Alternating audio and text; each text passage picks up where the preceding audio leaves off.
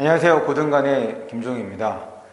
이번 시간에는 우리가 본격적으로 내신 대비에 들어가기 앞서 전년도 2학기 중간고사 유형을 좀 살펴보고 우리가 이번에 내신 대비를 하는 동안에 어떤 점에 좀 주안점을 두고 어떻게 목표를 설정을 하고 공부를 하는 것이 좀 효율적으로 혹은 효과적으로 결과를 낼 수 있는지를 살펴보겠습니다. 작년 범위예요. 작년 범위니까 올해 범위하고는 차이가 있을 수 있을 겁니다. 작년에 사실 우리 회원고뿐 아니라 나머지 학교에서도 요 2학기 때가 대체적으로 1학기 때보다 어렵습니다. 내용도 어렵고 그 다음에 난이도도 높아지고 어려워지고. 왜 그러냐면 1학기 때는 다분히 우리가 이제 중학교에서 올라왔을 때 고등학교 생활에 좀 적응할 수 있는 기간을 좀 마련해 준 거라고 생각을 해두면 될 것 같아요. 그렇다 보니까 중학교 때 공부했던 것과 큰 차이, 국어에서 많은 차이가 느껴지지는 않을 겁니다. 물론 수행평가도 많고 모의고사도 보고 이런 거 빼고 순수하게 교과서의 내용으로 봤을 때 언제부터 달라지기 시작하냐면 2학기 때부터 달라지기 시작하는데 그 2학기 때부터 달라지는 측면을 두 가지에서 볼 수가 있어요. 하나는 문법, 그리고 하나는 문학입니다. 문학의 경우는 이제 우리에게 어려움을 주는 것이 바로 고전문학이 되는데, 고전문학 중에서 시와 관련되는 거, 소설과 관련되는 게 있어요. 그럴 때 이 시는 되도록이면 원문 그대로를 사용합니다. 그러니 얘는 표기상에서 사실은 고전문학은 내용 자체가 어렵지 않아요. 그런데 그 내용을 표현한 것, 그 내용을 표현한 방식이 현재 우리가 사용하는 방식하고는 좀 차이가 있다. 더군다나 중세국어, 지금 우리가 사용하는 국어의 생김새가 달라. 그렇다 보니까 시를 어려워하는 거고 소설을 어려워하는 겁니다. 이런 것들을 언제 배우기 시작하느냐? 바로 2학기 때 배운다는 얘기죠. 문법도 마찬가지예요. 지금 고전문학이 어려운 이유가 바로 중세국어 때문이거든. 특히 시가 그런 이유가 중세국어 그대로, 그러니까 현대어로 많이 바꿔주지 않은 형태로 보기 때문에 어렵다. 바로 중세문법을 배우는 시기가 1학년 2학기. 그래서 우리 회원고의 경우는 지금 중간고사에서, 2학기 중간고사에서 지금 이제 중세국어를 보게 되는 거예요. 근데 아무래도 1학년이고 처음 배우다 보니까 문제의 난이도는 생각만큼 높지는 않습니다. 바꿔 얘기하면 학교에서 설명해 주는 것, 학원에서 강조하는 것, 최소한 교과서에 실린 것만큼은 여러분들이 외워두고 있으면 문제를 해결하는데 큰 어려움은 없을 거다는 것. 일단 얘는 이제 외워야 된다는 측면에서, 그리고 처음 공부한다는 측면에서, 사실은 중학교를 거치면서 우리는 이제 대부분의 문법을 다 배우고 올라옵니다. 그런데 딱 배우지 않은 게 얘야. 그래서 이제 어렵게 되는 거거든. 그러니까 생김새 자체에서도 이제 접근을 좀 가로막기 때문에. 그래서 만약에 이번 중간고사에도 이 8단원이 포함이 된다면 여러분들이 좀 주의하는 것이 필요하고, 그런 측면에서 작년 이 중간고사는 좀 밸런스를 좀 잘 잡았는데, 왜 그러냐면 7회 1에 엄청나게 어려운 문학작품이 하나 나와요. 관동별곡이라고.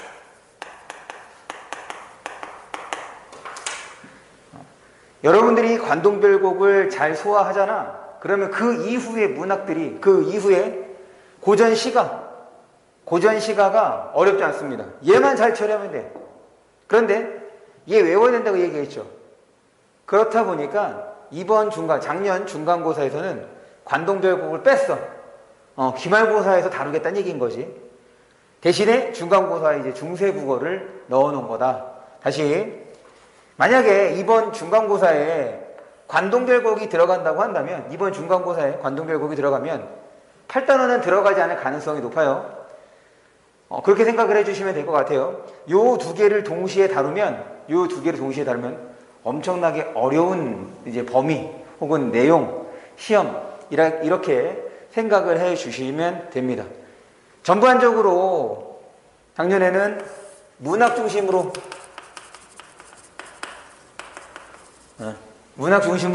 출제가 됐는데 아마 이 경향은 기말고사에서도 비슷할 거야.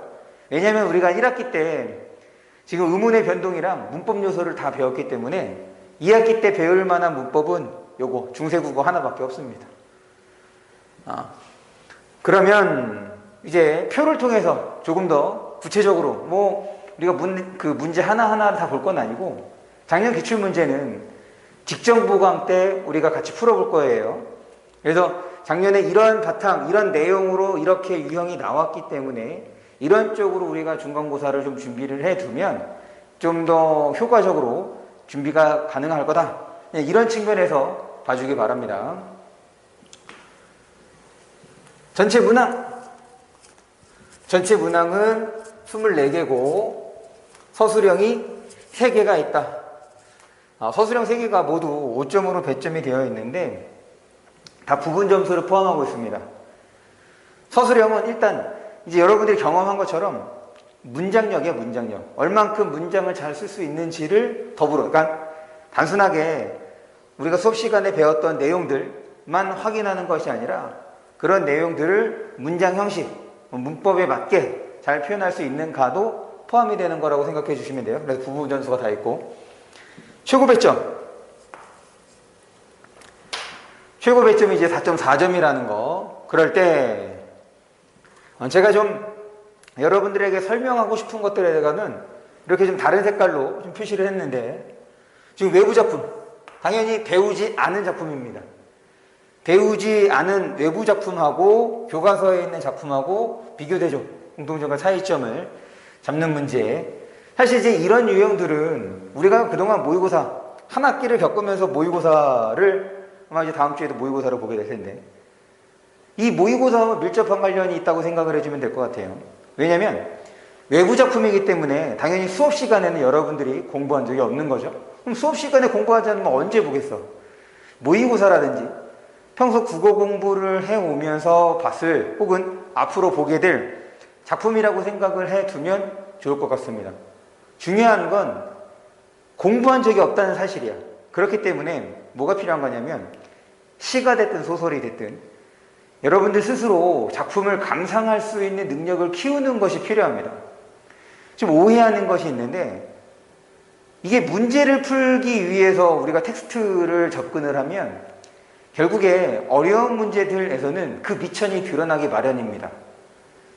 저도 이제 국어교육을 전공을 하고 그 다음에 여러 개의 문제를 내보기도 했지만 문제를 내는 이유는 이 주어진 지문, 주어진 텍스트 혹은 작품을 제대로 감상을 했는지 읽었는지 이거를 확인하기 위해서 문제를 내는 거란 말이에요. 문제를 내기 위해서 지문을 구성하는 것이 아니라 그렇게 생각을 해본다면 우리가 지문 처리가 적절하게 이루어졌다고 한다면 문제는 따라오는 것라고 생각을 해주시는 것이 여러분들이 국어 공부하는데 도움이 될 겁니다.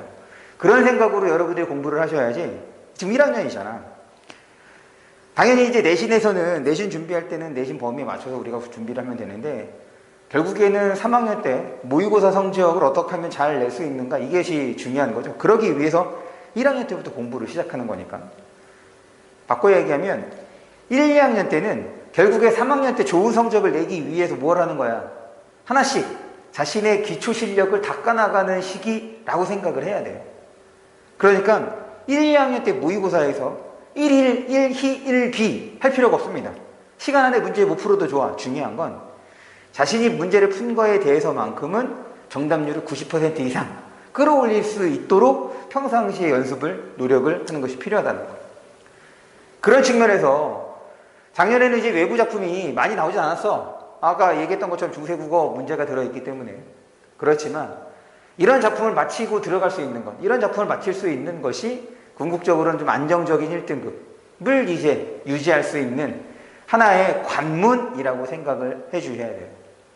얘는 내신 기간만으로는 여러분들이 완벽하게 익힐 수 있는 내용이 아닙니다. 평상시에 국어에 대해서 좀 신경을 쓰고 공부를 꾸준히 해와야 빛을 볼 수 있는 유형.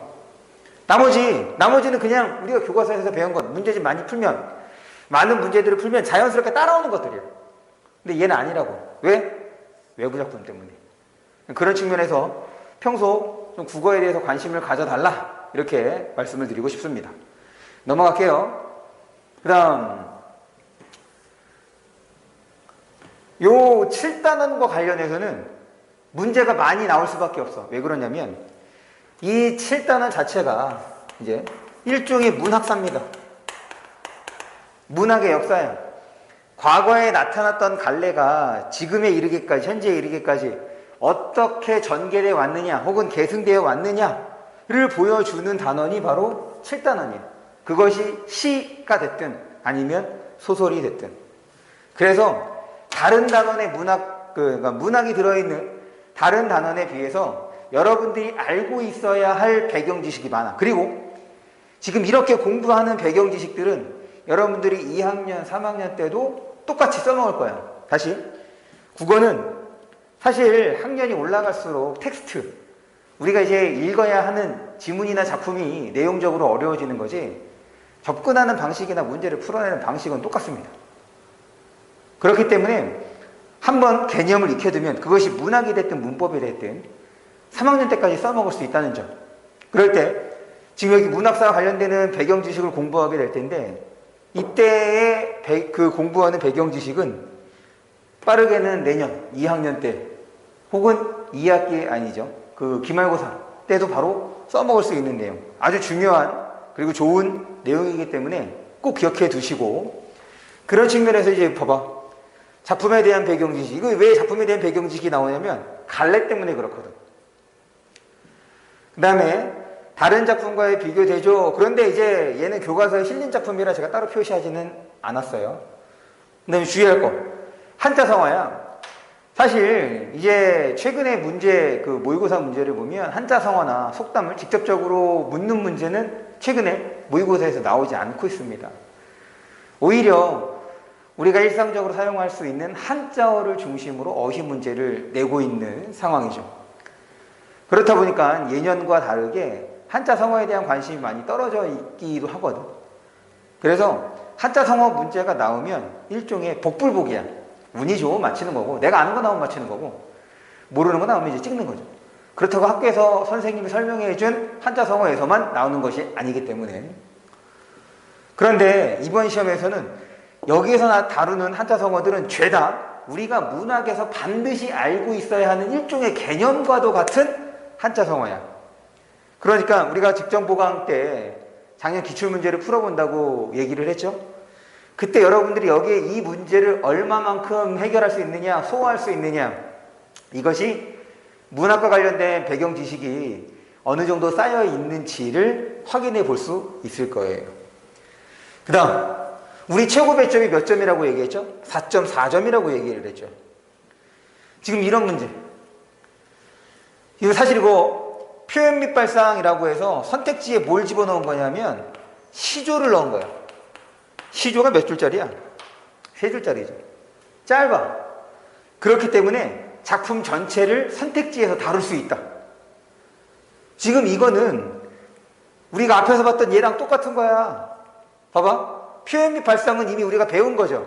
어디에서? 수업 시간에. 이건 교과서에 있는 거야. 그런데 선택지에 있는 작품들은 우리가 본 적이 없어. 아마 문제를 풀다가 본 작품도 있긴 하겠지만 일단 제대로 우리가 교과서에 있는 작품처럼 공부한 적이 없습니다. 그럼 여기서도 요구되는 것이 바로 뭐겠어? 처음 보는 작품들을 적절하게 감상할 수 있는지를 물어보는 거지. 그러니까 배점이 높을 수밖에 없어. 애들이 이거 다 어려워하니까. 무슨 말인지 알겠죠? 더군다나 지금 우리 이번 중간고사에는 모두 포함되어 있어? 중세국어도 포함되어 있어. 중세국어를 공부했다고 생각을 해봐.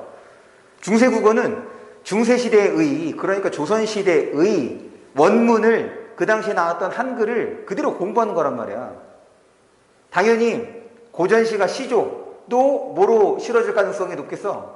그렇지, 원문으로 실어질 가능성이 높은 거죠. 물론 그렇게 내면 더 어려운 게 되겠지만 1학년 수준을 고려한다면 그 현대국어로 조금 풀어줄 수도 있겠죠. 1차적으로 요구되는 건 뭐라? 감상 능력이다. 작품 감상 능력이고, 더 어렵게 나는 2차적으로는 중세국어에 대해서 얼만큼 친숙한지도 이런 유형을 통해서 여러분들에게 확인해 볼 수 있다는 것. 내신에서만 볼 수 있는 좋은 문제이자 어려운 문제. 그 다음에 서술형 문제를 보는데 첫 번째 문제죠.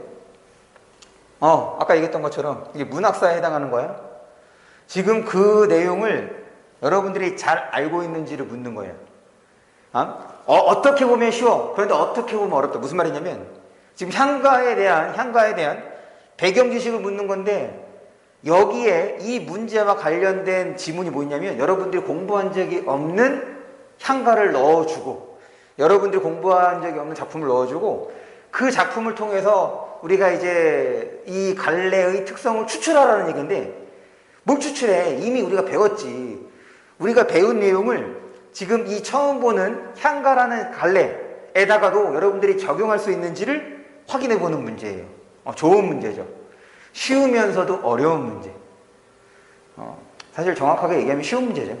여러분들에게 야 이거 좀 처음 보는 거니까 한번 당황해봐 라고 해서 넣어주는 작품으로서 낸 거니까 작품이 없어도 여러분들이 쓸 수 있어야 돼. 기본적인 거다. 기본적이자 중요한 배경 지식, 갈래와 관련된 지식을 이용한 문제이기 때문에 넘어갑니다. 다시 지금 우리가 이 시간을 통해서 지금 우리가 구체적으로 문제를 살펴보고 있는 게 아니죠. 지금 제가 정리한 표를 통해서 기말고사가 중간고사가 이렇게 나오는 거니까 이런 방향으로 내가 이런 것들을 좀 공부해 두어야 하는 거구나. 이거를 잡으라고. 그래서 그 상태에서 그렇게 목표를 설정하고 난 다음에 내신 대비를 들어갔을 때 여러분들이 우선순위에 어떤 거를 줄지 내가 어떤 거는 알고 있어야 되는지를 따질 수가 있겠다. 마지막입니다. 여기도 똑같아요. 지금 7의 1은 이제 시야, 7의 2는 소설입니다. 똑같아. 갈래. 과거의 갈래가 지금에 어떻게 영향을 미치는지를 살펴보는 건데 지금 얘도 서술형 문제. 학습활동 응용일에 똑같다고. 학습활동에서 설명해준 그 표현을 그대로 쓰면 돼. 거기에서 우리가 공부했던 내용을 그대로 쓰면 돼. 그런데 아까 그 향가의 갈래의 특성을 물었던 것처럼 그냥 다른 작품인 거야. 그 학습활동에 있는 문제랑 거의 똑같습니다. 다만 학습활동에서 쓰였던 작품 대신에 다른 작품을 활용한다는 것이 차이가 있는 거지. 됐죠? 그리고 소설이라고 얘기했죠? 등장인물의 캐릭터, 성격이 어떤지 혹은 심리가 어떤지를 마찬가지 이거랑 똑같은 거예요. 시조, 또 다른 시조를 통해서 물어보는 형태가 바로 그러니까 어때? 배점도 높을 수밖에 없죠.